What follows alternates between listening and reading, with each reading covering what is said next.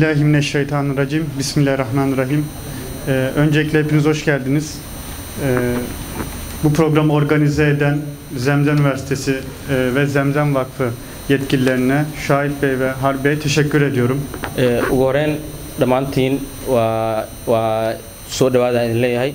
Waxaan ku faraxsanahay barnaamijkan oo tacsiyada ay soo qaban qaabiyeen maamulka ugu horeeyo Ustaad Shucayb iyo Ustaad Harbi inaan ka soo qayb galo oo idinla joogo. Şu an Türkiye Şahit Bey de özetle açıkça ifade etti.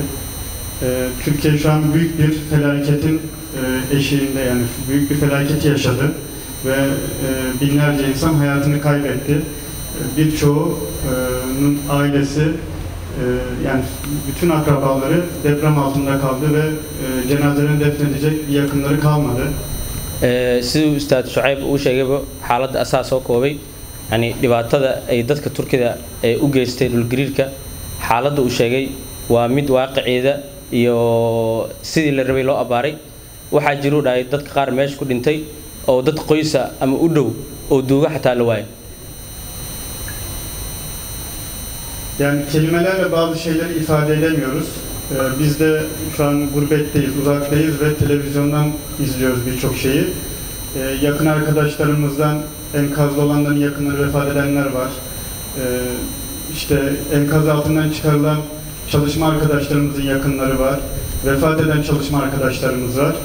Biz de üzüntüyle takip ediyoruz bu süreci. Hani dhibka ugu badan anaga dareemayno dhaay waayo lama qaybsan karno lama joogno waan ka fognahay dalaan dalkeen ahaynaan joognaa asxaabteena dad qaar nagu dhawaa oo waxaa jiro meesha had ilaa hadda dhismaha ku hoos jiro qaar badan oo dhintay qaar badan oo noo dhawaa meesha ka shaqeynaya ayagoo meesha ka shaqeynaya dhibaato soo gaaray dhammaantooda lama qaybsan karno lama wadaagi karno dhibaatadeen iyo waxaan dareemayno erey qaar kuma soo koobi karno.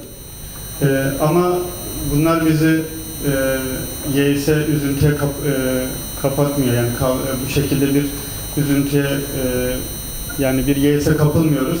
Çünkü biz iman etmiş insanlarız. Allah'a inanıyoruz, kadere inanıyoruz. Ve bu şekilde Allah'tan gelen bu tarz bela ve musibetlere tam bir şekilde iman ediyoruz. Lakin maadaama dad muslim aan nahay, dad Ilaahay aaminay, qadarta aaminay aan nahay, waxay intaas noo fududeynaysaa in murugooyinka dhibaatooyinkan dareemayna adduunka leensan naga joojin aan sii shaqeyno walaalaheen meesha dhib ku soo gaaray waxay qaban lahaayeen booskooda anaga aan sii galno intaas inaan sameyno oo Ilaahayna aamino intaasay hore ugu soo soconnaa. Yani her şerrin bir hayra vesile olduğunu düşünüyoruz. Belki bu depremle birçok farklı şey gelebilir. Biz bilemeyiz bunu tabii. Allah'ın ilmini anlayamayız. Biz sadece Allah'a teslim oluruz. Ilaahay xigmadiisa cilmigiisa ma fahmi karno. Waxaa macquul hadda dhibaatadan dhacday inay khayr ku jirtay oo gadaashiisa khayr kala dareemi doono. Hadda murugadan dareemoonaa laakiin wixii kaloo imaan doono ma ogin. Efendimizin bir hadis-i şerifi var. Müslümanlar bir vücudun azaları gibidir. Vücudun bir yerinde bir sızı olsa bütün beden bunu hisseder.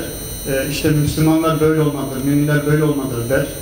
Hadis-i şerif nabigeena wuxuu ku sheegay inay dadka muslimka ama islaamka yihiin sida hal beden oo kale hadduu mid ka mid ah dhib uu dareemo mid kan uu la wadaagayo oo la qaybsanayo xanuunka kan kale uu dareemayo dartiisana uusan la seexanin.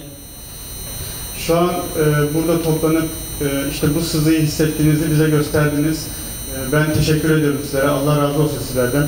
Yani dhibkii murugadan dareemayo anoo maanta Soomaali joogo walaalay inay kaliya iga tagin oo ila qaybsanayaan ila wadaagayna hadiiskaas uu tusaa.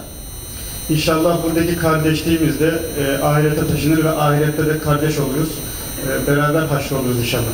Waxaan jeclahay inshallah sida maanta si aan u wada joogno si guud oon qof naga maqneen inta u wada dhannahay in maalin yawmal qiyaamana aan u wada joogi doono inshallah. Ben tekrardan programı organize eden Zemzem Vakfı yöneticileri Şahit Bey ve üniversite rektörü Harbi Bey'e, kıymetli hocalarımıza teşekkür ediyorum. Değerli arkadaşlara teşekkür ediyorum katıldıkları için. Vefat eden insanlara Allah'tan rahmet, yakınlarına başsağlığı diliyorum. Yaralara da acil şifalar diliyorum inşallah.